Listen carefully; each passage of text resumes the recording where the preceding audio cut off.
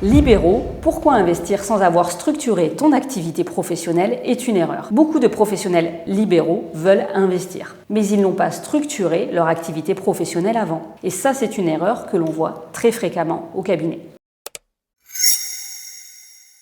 Je me présente, je m'appelle Célia Pétrissan, je suis expert comptable et je suis la fondatrice du cabinet PMC Expertise Comptable, un cabinet spécialisé dans l'accompagnement des professions libérales et des investisseurs immobiliers. Si tu souhaites que l'on fasse le point sur ta situation personnelle, n'hésite pas à nous contacter au cabinet. On propose un premier rendez-vous d'audit fiscal offert, tu trouveras le lien dans la bio.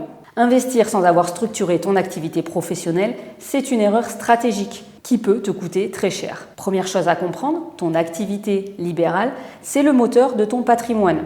C'est elle qui génère tes revenus.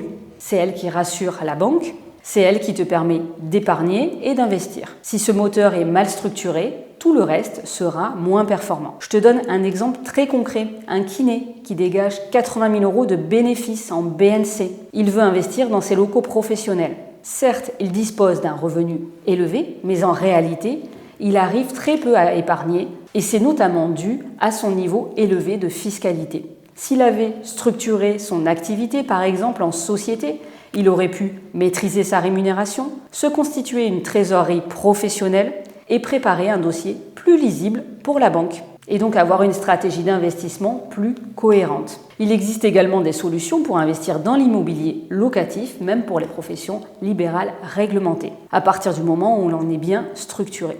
Le deuxième problème, investir sans structuration peut aggraver en réalité ta fiscalité. Beaucoup de libéraux investissent alors qu'ils sont déjà très imposés. Mais si ton activité professionnelle n'est pas optimisée, tu cumules une forte fiscalité sur ton activité, une fiscalité immobilière et parfois donc une trésorerie qui est tendue. Un exemple classique, une infirmière libérale en BNC paye déjà beaucoup d'impôts. Elle achète un bien locatif en direct, elle doit gérer les crédits, les travaux, la fiscalité et les imprévus. L'investissement immobilier devient stressant au lieu d'être sécurisant.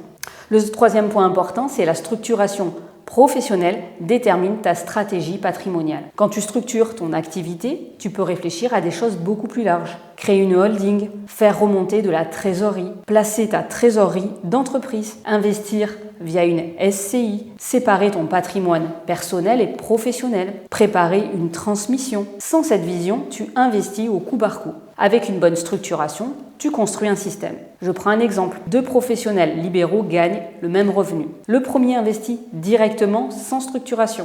Chaque euro investi a donc été soumis à l'impôt sur le revenu et aux cotisations sociales. Si on retient une TMI à 30%, ça fait 30% d'impôt sur le revenu sur son résultat et 35% de résultat, environ en fonction donc de la profession. Le second, lui, structure son activité. Il crée une société, une CELARL, puis place directement sa trésorerie sur sa CELARL. Sa trésorerie, elle a été fiscalisée à 15% d'impôt sur les sociétés, donc le taux réduit, là où son collègue se sera acquitté de 65% d'impôt, donc les cotisations sociales et l'impôt sur le revenu. Au bout de quelques années, la différence de capital entre les deux est considérable. Ce n'est pas qu'il a gagné plus en réalité, c'est qu'il a construit un système différent. Donc, conclusion, investir, c'est une excellente idée, mais investir sans avoir structuré ton activité professionnelle, c'est un peu comme construire une maison sur des fondations fragiles. Ton activité libérale n'est pas juste ton job, c'est un outil pour développer ton patrimoine.